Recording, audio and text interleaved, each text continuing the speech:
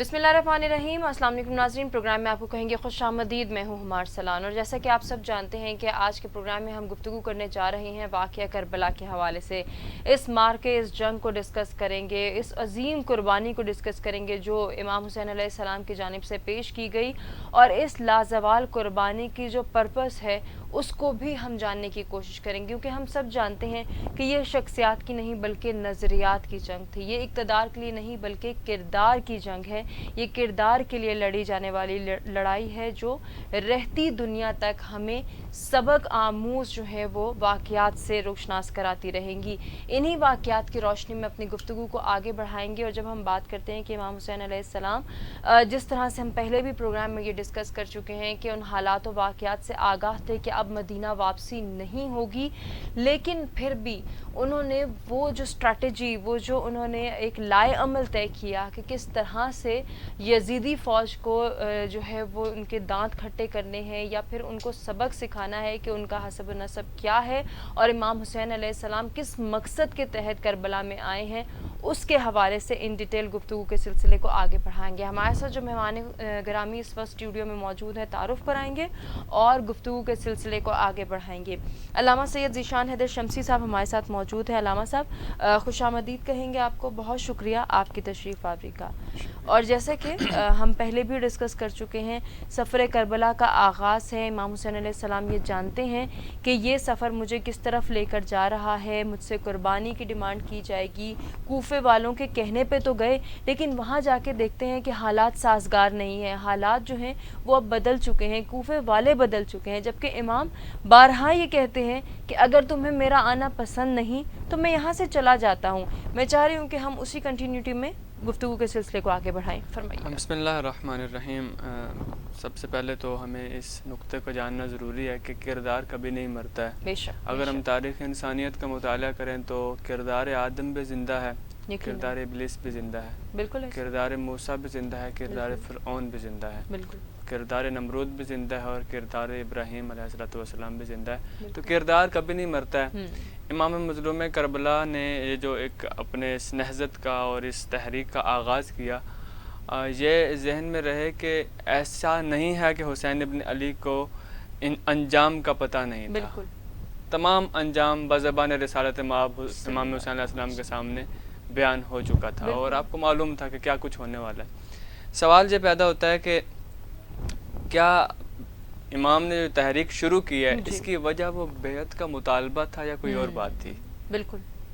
अगर यजीद का वो जो नुमाइंदा, जो गवर्नर मदीना था वलीद इब्न उतबा, अगर वो बैत का मुतालबा ना भी करता, इमाम हुसैन अलैहिस्सलाम क्या यजीद के खिलाफ ना उठते? तो मुमकिन नहीं ऐसी बात।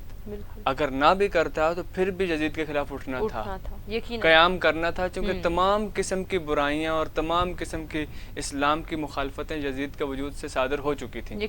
और अब हर मुसलमान पर लाजिम था अमर बिल मारूफ और नही अनिल मुनकर के तहत कि यजीद के खिलाफ उठें। इमाम उठे। इमाम ने अपने हदफ और मकसद को जगह जगह पे वाज़े किया। जब करबला में वारद होते हैं इमाम मज़लूम करबला, तो हज़रत हुर जो उस वक़्त लश्कर यजीद के सालार थे, एक दस्ता लेकर पहुँचे इमाम के पीछे। करबला में वारद हुए तो नमाज ज़ोहरान का वक्त हुआ। हुर ने कहा कि मैं हुसैन इब्न अली की इक़्तिदा में नमाज़ पढ़ूँगा। और फिर वो लश्कर भी चूँकि अपने सालार की इक़्तिदा में, वहीं जहाँ इमाम ने जमात खड़ी की इसके पीछे उन्होंने अपनी जमात खड़ी की और इमाम की इक़्तिदा कर रहे थे। इमाम ने मौका जाना, इमाम ने खिताब किया। यहाँ पर इमाम जैसे नमाज से फारिग हुए, अपनी तलवार के सहारे पे खड़े हुए और एक तवील खिताब किया, जिसमें से एक जुमला लेना चाहूँगा कि इमाम ने अपने हदफ को वाज़े किया।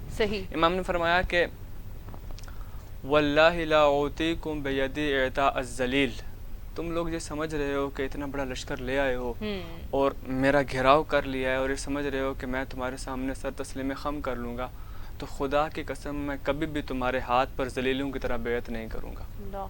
फिर फरमाया वला उफिर्रु मिनकुम फिरार अल अबीद, ना तुम्हारे दरमियान से गुलामों की तरह भाग जाऊँगा, फरार इख्तियार करूँगा, मैं तुम्हारे दरमियान हूँ, तुम्हारा मुकाबला करूँगा, कभी भी पीछे नहीं हटूँगा। फिर आगे बढ़े इमाम और एक बड़ा अजीम जुमला का इमाम ने फरमाया कि अला व अन्न दाई यब्न दाई कद रकज़नी बैन इस्नतैन بین السلۃ والذلہ وہیہات من الذلہ، کہا کہ تمہارے رہنما، تمہارا سربراہ جس کے وجود سے تمام قسم کی برائیاں سرزد ہو رہی ہیں، جو تمام قسم کی اسلام کی مخالفتیں کر رہا ہے، اس نے مجھ سے کہا ہے کہ تمہارے پاس دو راستے ہیں، یا تو قتل ہو جانے کا راستہ ہے یعنی ذلت کا راستہ ہے، یا میری یعنی اس کی بیعت کر کر ذلت قبول کرنے کا راستہ ہے۔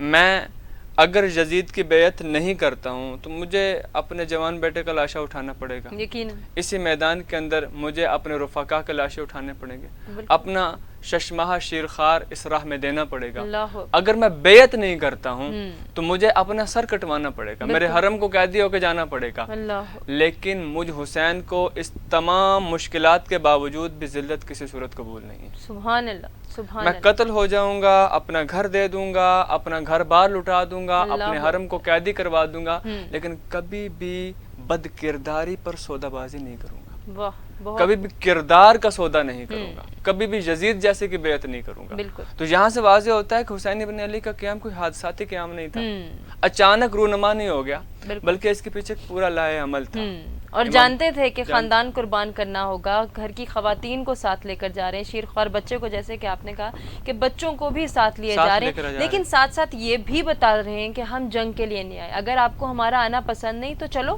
ہم لوٹ جاتے ہیں، ہم کسی اور جگہ قیام کر لیتے ہیں۔ لیکن وہاں تو دیکھتے ہیں کہ غازریہ یا شفیہ کے نام پہ، جیسے آپ نے ہور کا ذکر کیا کہ ہور کے لشکر کے سامنے بھی امام یہ کہتے ہیں کہ ہم غازریہ کی بستی میں چلے جاتے ہیں، شفیہ کی بستی میں چلے جاتے ہیں، اگر آپ کو یہاں قیام کرنا برا لگ رہا ہے، لیکن وہاں تو وہ کسی اور ہی طرف لے کے جا رہے ہیں۔ دوسرا یہ کہ ایک اور بات کی طرف ہمیں متوجہ ہونا ضروری ہے، امام مظلوم کربلا جہاں بھی جاتے یزید کے خلاف امام نے خاموشی اختیار نہیں کی، بے شک بے شک، اس بات کو امام واضح کر رہے تھے، میں مدینہ چھوڑ رہا ہوں، میں مکہ چھوڑ رہا ہوں، میں کوفہ سے مڑ کے آ رہا ہوں، اس لیے کہ یہ کیوں لشکر پیچھے کیوں تھا کہ حسین ابن علی خاموش ہو جائیں، اس زبان کو خاموش کر دیا جائے۔ ہم یوں کہا کرتے ہیں کہ وہ خون جسے تم نے مقتل میں چھپانا چاہا آج کوچہ و بازار میں آ نکلا ہے، تو یہ ایسا ہدف تھا امام مظلوم کربلا کا، حالانکہ وہ ایک صحرا میں تھا، لک و دک صحرا ہو، وہاں کوئی ذریعہ نہ ہو، کوئی میڈیا کا سیٹ اپ نہ ہو، ایسا دور ہو جہاں قاصد ایک پیغام لے کر جاتا ہے تو ایک ایک مہینے تک کا سفر طے کرتا ہے، پھر جا کے پیغام پہنچ جاتا ہے۔ ایسے صحرا میں ایک واقعہ رونما ہوا، لیکن پالیسی دیکھیے امام مظلوم کربلا کی کہ ایسے صحرا میں رونما ہونے والا واقعہ آج صدیوں پر غالب آیا ہوا ہے، صحیح، آج زمانوں پہ غالب آیا ہوا، اور ہر قوم تذکرہ حسین ابن علی کر رہی ہے، پالیسی ایسی تھی کہ میں نے اسٹریٹجی تھی کہ جو میں نے کرنا ہے وہ یہ مقصد ہے، یہ میرا ہدف ہے۔ اور امام مظلوم کربلا نے جب آغاز کر رہے تھے نا، مکہ سے نکل رہے تھے، تو حضرت عبداللہ ابن عباس رضی اللہ تعالیٰ عنہ اور حضرت عبداللہ ابن عمر رضی اللہ تعالیٰ عنہ، یہ دو شخصیات امام سے ملے جو کہ یہ بڑے قریبی تھے امام کے، اور امام کے ساتھ انہوں نے بچپن گزارا تھا، تو امام سے کہا کہ ابن رسول اللہ، چونکہ آپ فیصلہ کر چکے اور فرزند رسول جو فیصلہ کر رہے ہیں اس سے کبھی بھی پیچھے نہیں مڑیں گے، ہم دیکھ رہے ہیں، ہم نے رسول کی معیت میں دیکھا، ہم آپ کو دیکھ رہے ہیں، آپ کبھی پیچھے نہیں ہٹیں گے، لیکن ہماری ایک رائے ہے، اس رائے وہ رائے سننے والی تھی، کہا ابن رسول اللہ ہماری ایک رائے ہے، آپ ایسے کریں، یزید کے خلاف آپ نے خاموش نہیں ہونا، یہ کنفرم بات ہے، بالکل، کیونکہ آپ فرزند پیغمبر ہیں اور پیغمبر کا فرزند کبھی بھی باطل پر سمجھوتا نہیں کرے گا، ہم جانتے ہیں، تو آپ نے کبھی خاموش نہیں ہونا، لیکن ایک ہماری رائے ہے۔ امام نے فرمایا کیا رائے ہے آپ کی؟ یہ حرم کعبہ میں امام کو رائے دے رہے تھے کہ آپ ایسے کریں کہ جو غیر معروف رستے ہیں ان کو اختیار کر لیں، وہاں سے سفر کریں، آپ تو رکنے والے نہیں ہیں، لیکن آپ غیر معروف رستوں کا انتخاب کریں تاکہ ہاں وہ جو دشمن ہے وہ آپ کا تعاقب نہ کر سکے۔ امام نے کہا کہ آپ کی رائے بجا ہے، لیکن میں کبھی بھی غیر معروف رستوں کا انتخاب نہیں کروں گا، میں شاہراہ عام پہ سفر کروں گا، اور میں زمانے کو بتاؤں گا کہ یزید جیسا فاسق و فاجر تمہارے اوپر حاکم بنا ہوا ہے، اور ہاں میں اس کی کبھی بیعت کرنے کو تیار نہیں۔ اور پھر ایسا ہوا کہ اگرچہ دور ایسا تھا، ماحول ایسا تھا، لیکن زمانے نے حسین ابن علی کے پیغام کو اخذ کیا، بالکل، اور ہر دور بڑھتا ہوا زمانہ حسین کے پیغام کو اوپر لے کے جا رہا تھا۔ آج یزید بے نقاب ہو چکا ہوا، یزیدیت بے نقاب ہو چکی ہے۔ آج ایک عالم دین ہے، ابھی حیات ہیں، علامہ طاہر القادری نے اپنی کتاب میں ایک جملے کو درج کیا تھا کہ ہم ایک فرمان سنا کرتے ہیں حضور اکرم صلی اللہ علیہ وآلہ وسلم کا کہ الحسین منی و انا من الحسین، حسین مجھ سے ہے اور میں حسین سے ہوں۔ انہوں نے بڑا پیارا جملہ کہا اس ترجمے میں، انہوں نے کہا کہ 11 ہجری سے لے کر 61 ہجری تک حسین رسول سے ہے، حسین رسول کے نواسے ہیں، لیکن 61 ہجری عصر عاشور سے لے کر قیامت تک رسول حسین سے ہے۔ آپ نے ایسا سجدہ کیا، آپ نے ایسی قربانی دی پیغام رسالت کو بچانے کے لیے، اب جب بھی رسالت کا تعارف ہوگا حسین کا تعارف لازم ضروری ہے۔ کیا بات ہے، کہ نبوت کو بچانے والی شخصیت کا نام حسین ابن علی، پیغام اگر آج دین ہم تک پہنچا ہے تو کس کی وجہ سے پہنچا ہے؟ تو مظلوم کربلا کی پالیسیز کو دیکھنا ہوگا۔ بالکل، ہر مقام پہ خطبہ دیا، ہر مقام پہ بتایا کہ تم دیکھ نہیں رہے کہ حق پر عمل نہیں ہو رہا، باطل سے روکا نہیں جا رہا۔ پھر فرمایا کہ ان ظالموں کے ساتھ زندگی گزارنے سے زیادہ حسین ابن علی کو موت قبول ہے، میں موت قبول کر لوں گا لیکن کبھی بھی ظالموں کے ساتھ زندگی نہیں گزاروں گا۔ اور دوسری جانب ہم یہ دیکھ رہے ہیں کہ ایک جانب اگر حق کی تلقین کی جا رہی ہے، حق اور باطل میں فرق کی تفریق کو جو ہے، اس تفریق کو بتایا جا رہا ہے کہ ہم یہاں کیوں موجود ہیں، جیسے کہ آپ نے ہی فرمایا، دوسری جانب یزیدی لشکر جو ہے وہ مشکلات پہ مشکلات سامنے لے کر آ رہا ہے، یہاں تک کہ پانی کی بندش۔ میں چاہوں گی کہ ہم اب ذرا اس جانب آئیں کہ پانی کی بندش کے بعد کیسے حسینی لشکر کو اپنا جو ہے وہ سروائیول مشکل نظر آیا، لیکن وہ اپنے مقصد پر ڈٹے رہے امام حسین علیہ السلام، اور اپنے ہدف کی تکمیل کے لیے وہیں پر موجود رہے، بلکہ اپنے لوگوں کو حوصلہ دیتے رہے۔ میں چاہوں گی آپ یہ ایک اہم ترین نقطہ ہے میدان کربلا کی مشکلات۔ دیکھیں جب بھی آپ حق کے راستے کا انتخاب کریں گے نا، مشکلات آئیں گی۔ امام مظلوم کربلا نے فرمایا کہ ظلم کے خلاف جتنی دیر سے قیام کرو گے اتنی زیادہ مشکلات کا سامنا کرنا پڑے گا۔ یہ بر وقت فیصلہ تھا مظلوم کربلا کا، یزیدیت کے خلاف اٹھنے کا، یزید کے خلاف اٹھنے کا، کہ یزید جیسا حاکم بن گیا، یہ اس قابل نہیں ہے کہ یہ رسالت مآب کی مسند کو سنبھال سکے، اس مسند پر آ سکے۔ تو امام مظلوم کربلا نے قیام کیا تو مشکلات کا اندازہ تھا کیا ہوگا ہمارے ساتھ۔ 5 محرم کو جب یہ قافلہ اپنے خیمے لگا چکا تھا 2 محرم سے، 5 محرم کو یہ خیمے اٹھوا دیے گئے، اور 7 محرم سے پانی کی بندش شروع ہوتی ہے۔ 3 دن تک پانی کی بندش کا سلسلہ جاری رہا اور پانی آل محمد تک نہ پہنچ سکا۔